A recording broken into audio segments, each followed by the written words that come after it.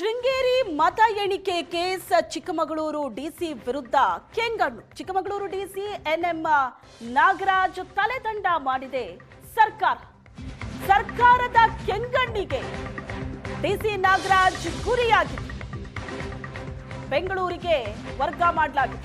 ಡಿಸಿಯಾಗಿ ವರ್ಗವಾದ 3 ತಿಂಗಳಿಗೆ ಎನ್ಎಂ ನಾಗರಾಜ್ ತಲೆದಂಡ ಆಗಿದೆ. ಚಿಕ್ಕಮಗಳೂರು ಜಿಲ್ಲಾಧಿಕಾರಿಯಾಗಿ ಬನ್ವರ್ ಸಿಂಗ್ ಮೀನಾ ನೇಮಕ ಆಗಿದ್ದಾರೆ. ಗುಲ್ಬರ್ಗಾ ಜಿಲ್ಲಾ ಪಂಚಾಯಿತಿಯಲ್ಲಿ ಸಿಇಒ ಆಗಿದ್ದ ಬನ್ವರ್ ಸಿಂಗ್ ಮೀನಾ ಡಿಸಿಯಾಗಿ ವರ್ಗವಾದ 3 ತಿಂಗಳಿಗೆ ಎನ್ಎಂ ನಾಗರಾಜ್ ವರ್ಗ ಆಗಿದ್ದಾರೆ. ಶೃಂಗೇರಿ ಮತ ಎಣಿಕೆ ಕೇಸ್ಗೆ ಸಂಬಂಧಿಸಿದಂತೆ ಚಿಕ್ಕಮಗಳೂರು ಡಿಸಿ ವಿರುದ್ಧ ಕೆಂಗಣ್ಣು ಇದೆ. ಚಿಕ್ಕಮಗಳೂರು ಡಿಸಿ ಎನ್ಎಂ ನಾಗರಾಜ್ ತಲೆದಂಡ ಮಾಡಿದೆ ಸರ್ಕಾರ. ಯಾಕಂದ್ರೆ ಡಿಸಿ ನಾಗರಾಜ್ ಮೇಲೆ ಸರ್ಕಾರದ ಕೆಂಗಣ್ಣಿತ್ತು. ಬೆಂಗಳೂರಿಗೆ ವರ್ಗ ಆಗಿದೆ. ಈಗ ಡಿಸಿಯಾಗಿ ವರ್ಗವಾದ 3 ತಿಂಗಳಿಗೆ ಎನ್ಎಂ ನಾಗರಾಜ್ ತಲೆದಂಡ ಆಗಿರುವುದು. ಅವರ ಸ್ಥಾನಕ್ಕೆ ಚಿಕ್ಕಮಗಳೂರು ಜಿಲ್ಲಾಧಿಕಾರಿಯಾಗಿ ಬನ್ವರ್ ಸಿಂಗ್ ಮೀನಾ ನೇಮಕ ಆಗಿದ್ದಾರೆ. ಇವರು ಗುಲ್ಬರ್ಗಾ ಜಿಲ್ಲಾ ಪಂಚಾಯಿತಿಯಲ್ಲಿ ಸಿಇಒ ಆಗಿದೆ. ಈಗ ಚಿಕ್ಕಮಗಳೂರಿನ ಜಿಲ್ಲಾಧಿಕಾರಿ. ಶೃಂಗೇರಿ ಮತ ಎಣಿಕೆ ಕೇಸ್ಗೆ ಸಂಬಂಧಿಸಿದಂತೆ ಸರ್ಕಾರ ಚಿಕ್ಕಮಗಳೂರು ಡಿಸಿ ತಲೆದಂಡ ಮಾಡಿದೆ.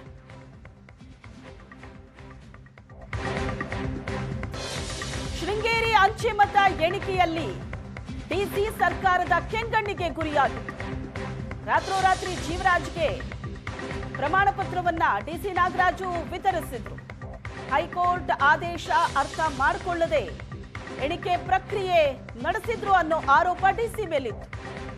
ಮತ ಎಣಿಕೆಯ ಬಗ್ಗೆ ಹೈಕೋರ್ಟಿನ ಗಮನಕ್ಕೂ ತರದೆ ಪ್ರಮಾಣ ಪತ್ರವನ್ನ ಡಿಸಿ ಕೊಟ್ಟಿದ್ದರ ಬಗ್ಗೆ ಕೆಂಗಣ್ಣಿತ್ತು. ಕೇಂದ್ರ ಚುನಾವಣಾ ಆಯೋಗದ ನಿರ್ದೇಶನದಂತೆ ಕೆಲಸ ಮಾಡಿದ್ದಾರೆ ಅನ್ನೋ ಆರೋಪ ಇತ್ತು ಡಿಸಿ ಮೇಲೆ. ಡಿಸಿ ಕಾರ್ಯವೈಖರಿಯ ಬಗ್ಗೆ ಸಿಎಂ ಮತ್ತು ಡಿಸಿಎಂ ಬೇಸರ ವ್ಯಕ್ತಪಡಿಸಿದರು. ಚಿಕ್ಕಮಗಳೂರು ಡಿಸಿ ಮೇಲೆ ಸರ್ಕಾರದ ಕೆಂಗಣ್ಣು ಬಿದ್ದಿತ್ತು. ಈಗ ಬೆಂಗಳೂರಿಗೆ ವರ್ಗಾವಣೆ ಮಾಡಿದ್ದಾರೆ. ತಲೆದಂಡ ಆಗಿದೆ. ಪ್ರಮಾಣ ಪತ್ರ ನೀಡಿದ್ದ ಬೆನ್ನಲ್ಲೇ ಪ್ರಮಾಣ ವಚನ ಸ್ವೀಕರಿಸಿದ್ರು ಜೀವರಾಜ್. ಚುನಾವಣಾ ಆಯೋಗ ಘೋಷಿಸಿದ್ದ ಫಲಿತಾಂಶಕ್ಕೆ ಸುಪ್ರೀಂ ಕೋರ್ಟ್ ಈಗ ತಡೆ ನೀಡಿದೆ. ತಕ್ಷಣವೇ ಫಲಿತಾಂಶ ಘೋಷಿಸಿದ್ದು ಸರಿಯಲ್ಲ ಅಂತ ಸುಪ್ರೀಂ ಕೋರ್ಟ್ ಹೇಳಿದೆ. ಎಲ್ಲಾ ಬೆಳವಣಿಗೆಯಲ್ಲಿ ಚಿಕ್ಕಮಗಳೂರಿನ ಡಿಸಿ ತಲೆದಂಡ ಆಗಿದೆ. ಸಿಎಂ ಮತ್ತು ಡಿಸಿಯ ಕಾರ್ಯವೈಖರಿಯ ಬಗ್ಗೆ ಬೇಸರ ವ್ಯಕ್ತಪಡಿಸಿದ್ರು. ಈ ಬಗ್ಗೆ ಹೆಚ್ಚಿನ ಡೀಟೇಲ್ಸ್ ಅನ್ನ ಕೊಡ್ತಾರೆ ನಮ್ಮ ಪ್ರತಿನಿಧಿ ಕಿರಣ್ ಸಂಪರ್ಕದಲ್ಲಿದ್ದಾರೆ. ಕಿರಣ್, ಶೃಂಗೇರಿ ಮತ ಎಣಿಕೆಯ ಕೇಸ್ನಲ್ಲಿ ಸರ್ಕಾರಕ್ಕೆ ಡಿಸಿ ಮೇಲೆ ಕಣ್ಣಿತ್ತು. ಯಾಕಂದ್ರೆ ಅವರ ಕಾರ್ಯವೈಖರಿಯ ಬಗ್ಗೆ ಸಿಎಂ ಡಿಸಿಎಂ ಇಬ್ಬರಿಗೂ ಬೇಸರ ಇತ್ತು. ಈಗ ಅವರ ತಲೆದಂಡವೇ ಆಗಿದೆ. ಹಾಗಾದ್ರೆ ಈ ಪೂರ್ತಿ ಪ್ರಕ್ರಿಯೆಯಲ್ಲಿ ಡಿಸಿ ತರಾತುರಿ ತೋರಿದ್ರು ಅಂತ ಕಂಡು ಬರ್ತಾ ಇದೆಯಾ? ಏನಂತ ಆರೋಪ ಬರ್ತಾ ಇರೋದು?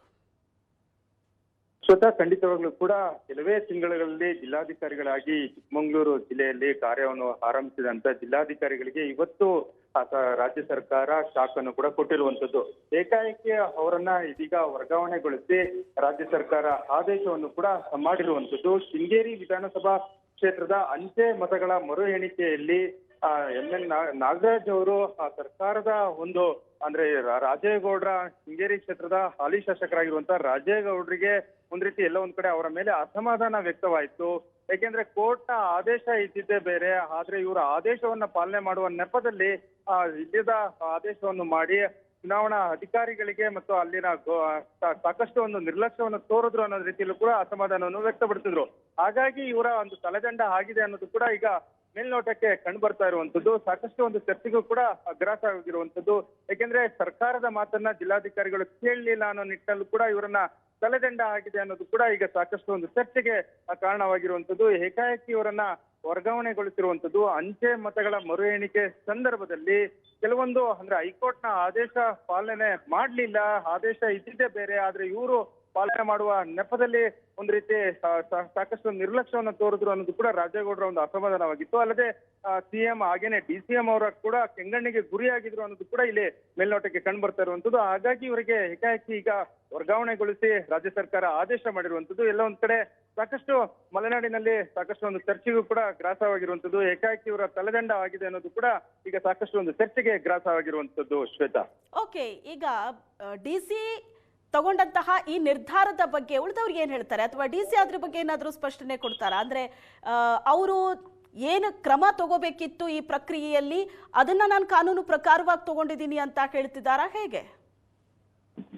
ಶ್ವೇತಾ, ಖಂಡಿತವಾಗ್ಲೂ ಕೂಡ ಹೈಕೋರ್ಟ್ನ ಆದೇಶದ ಹಿನ್ನೆಲೆಯಲ್ಲಿ ಅಂಚೆ ಮತಗಳ ಮರು ಎಣಿಕೆ ಕಾರ್ಯ ಅವತ್ತು IDST ಕಾಲೇಜಿನಲ್ಲಿ ನಡೆದಿತ್ತು. ಅಂಚೆ ಮತದಾನದ ಪ್ರಕ್ರಿಯೆಯಲ್ಲಿ ಅಂದಿನ ಬಿಜೆಪಿ ಅಭ್ಯರ್ಥಿಯಾಗಿದ್ದಂತ DN ಜೀವರಾಜ್ ಅವರು ಗೆಲುವನ್ನು ಕೂಡ ಸಾಧಿಸಿದ್ರು. ಅಲ್ಲಿ ಹೈಕೋರ್ಟ್ನ ನಿರ್ದೇಶನ ಏನಿತ್ತು, ಇಲ್ಲಿ ಯಾವುದೇ ವ್ಯತ್ಯಾಸ ಕಂಡು ಬಂದ್ರು ಕೂಡ ಅದನ್ನ ಫಲಿತಾಂಶವನ್ನು ಘೋಷಣೆ ಮಾಡಬೇಕು. ಆಗ ವೇಳೆಯಲ್ಲಿ ಅಭ್ಯರ್ಥಿಗೆ ಅಂದ್ರೆ ಗೆದ್ದಂತಹ ಅಭ್ಯರ್ಥಿಗೆ ಚುನಾವಣಾ ಪತ್ರವನ್ನು ಇಶ್ಯೂ ಮಾಡಬೇಕು ಅನ್ನೋ ಒಂದು ಆದೇಶವನ್ನು ಕೂಡ ಹೈಕೋರ್ಟ್ ಅಲ್ಲಿ ಸ್ಪಷ್ಟವಾಗಿ ಒಂದು ಉಲ್ಲೇಖವನ್ನು ಕೂಡ ಮಾಡಿತ್ತು.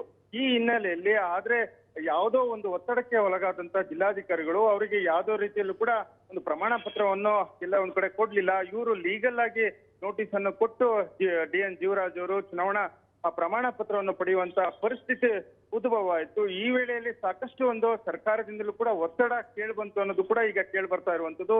ಸರ್ಕಾರದ ಒತ್ತಡವನ್ನು ಇವರು ಪಾಲನೆ ಮಾಡಲಿಲ್ಲ, ಹಾಗಾಗಿ ಇವರ ತಲೆದಂಡ ಆಗಿದೆ ಅನ್ನೋದಕ್ಕೆ ಸಾಕಷ್ಟು ಒಂದು ಚರ್ಚೆಗೆ ಕಾರಣವಾಗಿರುವಂತದ್ದು. Shweta, yes, thank you Kiran, ನಿಮ್ಮೆಲ್ಲ ಡೀಟೇಲ್ಸ್ಗೆ.